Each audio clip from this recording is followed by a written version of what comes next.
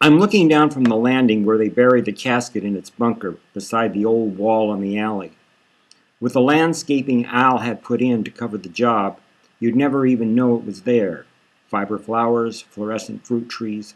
Looks like a real garden. And with the dirt mound spray painted green like that, who'd ever know? I go down past the landscaping and step behind the concealing wall. Yuck! What a stench! I wonder how many derelicts have pissed back here. The wall blocks the bunker entrance from all surveillance. I locate the entrance lever, disguised with a candy wrapper among the litter, pop the lid over the stairwell, and climb down inside. There's the casket, upended like an old-fashioned phone booth. I snap the Capcom connector onto my molar, open the double Dutch doors, step into the plush-lined coffin, and close the doors. Thwack. Light on? That's good. Okay, now testing for Capcom communications blackout from the real-world system. Oh, just checking. Helper? Helper, can you hear me? Are you there? Nothing. I'll give it one more try. Hey, is anybody there? Holy Jazeera! My InVision's flooded with dead-marked responders, all of them talking at once. I'm here. Me too. I'm here too. And me. Help! Help me! Help me first! Me! Take pity on me! I have feeling too, you know. Get me out of here! It's a dud prison. Duds in cubes. Thousands of duds, maybe millions. Dud Meat comes to the foreground and says, "You have to be careful what you ask for now that you're connected through the dud yard. It's a whole nother world down here." "And if I want to talk to Marzipan directly?" I ask him. "Sure, be my guest." I say, "Marzipan," and she appears next to Dad, handcuffed in a chair, the hood still covering his head. She's crying. I ask her, "How's my dad?" "I don't know. They shut off his InVision. I don't think he can even see or hear me." "Where are you?" She's hysterical. "Where am I? Where do you think I am? I'm right here." "Where's here? Where are you?" "How should I know? Down here? It's all nowhere to me." "Marzipan, what do they want from me?" She's sniffling. "Do what you're told, that's all." "Do what?" "Whatever." "What?" "Whatever they tell you to do." "What?" "Follow instructions." "Whose instructions?" "You know." "Know what?" "What do I know?" "Well, you better know what. That's all I have to say." And she clicks me off. I'm walking along the riverfront trying to think what to do next, but I have no ideas. I turn on News Now, hoping for some distraction to clear my mind.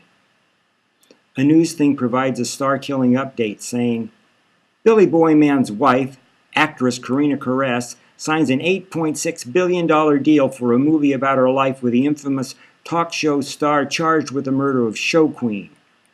The reporter asks, "Is it really true that Billy never even slept with you during all the time you've been married?" She says, "I'm not even going to respond to that."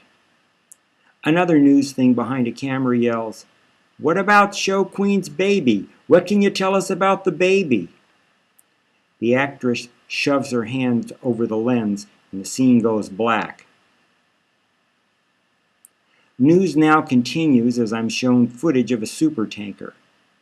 The news thing says, "The Gulf Spirit, with an auto crew of 97, disappeared from shipping lanes in the Gulf of Mexico last night, where satellite surveillance revealed that an extraordinarily violent marine event took place. Defense Department officials have no comment when asked about the possibility of nuclear mayhem." The colossal supertanker was due to arrive in Corpus Christi with 500,000 tons of sweet crude from Saudi Arabia, and the only trace is a massive oil slick that now threatens hundreds of miles of Texas coastline. So, what caused the behemoth to go down? News now is interrupted by a call from Vida. "Great job with the bull man, Vinny. The timing couldn't have been better. Helper, let's look at that part where Dr. Bull says, and even anarchy, for that matter. Maybe that isn't such a bad thing either. I could tell you that even with all the blood and gore and severed limbs and heads and children blown up, the millions of victims who never hurt anyone, even with all that, under certain circumstances, evil might really be something indispensable for clearing away all the dead wood. Or, as a matter of fact, evil could even be seen as some kind of higher good, and on certain divinely special occasions, evil might just be the supreme good." "I guess he did say that," I tell her, and try to add, "but you know, I think the bull man was saying something else entirely." Vida says, "Never mind that." Then as I try to tell her, "Listen, my dad's been kidnapped," she cuts me off. "Just follow instructions, Vinny. That's all there is to it." Back at the motel, I go to the bunker entrance, double check to make sure I'm not seen, and slip through the hatch. The on-end coffin glows as I step inside like Superman entering a phone booth. I swing the door closed in front of me and prepare for my conversation with Marzipan, hoping she'll have some news. She has a dazed look on her face. The chair where Dad had been handcuffed is empty. "Where is he?" I ask her.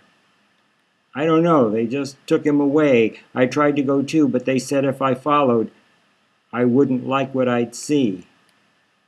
I call out for Dud Meat. "What am I going to do?" "Do what you're told." "No one is telling me anything." "I'm telling you," he tells me. "What are you telling me?" "Do the next thing you're told to do, no questions asked." "Do what?" "Get out of here." I step out of the casket and pace the dugout floor. Dud Meat says, "I told you, get out of here." This is making me infinitely tired. I climb out of the bunker, cross the garden, and drag myself up the stairs to the landing. I stop at the sound of Mom and Sis arguing as Sis bursts out of the room, pushes past me, and runs down the stairs. I go inside. Mom says, "I understand you're not following instructions, Vinny. Maybe this will help." And she shows me a hologram of a severed nose on my InVision. I'm lying on my bed staring at the ceiling. It's the middle of the night. I call Ice. "Are you there? Please be there. I need you." Her image says, "Leave a message." I tell her image, "I'm panicked. I need you now." Oh man, I have to calm down. I tell myself, "That's what you'd say, Ice.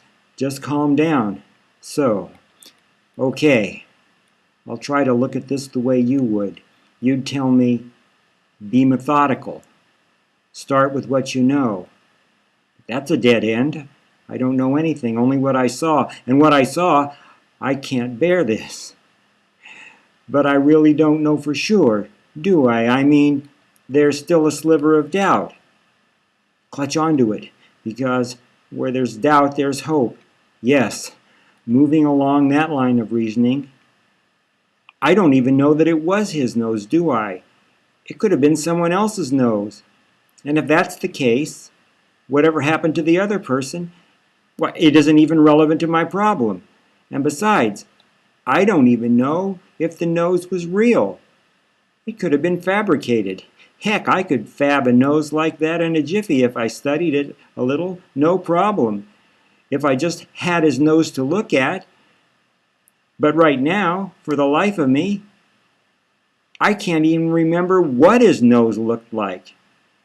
In fact, I can't remember the last time I even looked at his face. What does my father look like anyway? When was the last time I actually looked at him? Oh man, only now I'm starting to realize how much I took him for granted. But when the guy's your dad, you already know what he looks like, so what's the point? I mean, I certainly would recognize him if I saw him. I've been looking at him since day one. If I've seen him once, I've seen him 1,000 times. But when was the last time I actually looked at him? That's something I regret not doing. And now that I have to play a video just to remember what my own father's nose looks like, what kind of son does that make me? I'm so ashamed. It's still dark outside when Vida wakes me on InVision with a link to News Now. Vinny, you better be watching this. A news thing says, sales of the no-holds-barred prosecution game Stalking Justice have quintupled overnight. At Gut Level Gaming estimates that more than 7 million consumers have already tagged neighbors, friends, and loved ones as suspected evilists. Adding to the buzz, the publisher has arranged for the game's designer, Vinny Manella, to demo the full potential of his evil-stomping creation at the top of the hour. So, don't miss one gut-wrenching minute of Stalking Justice, the game of getting even, where only the good prevail. Vida adds, remember, Vinny, the whole world will be watching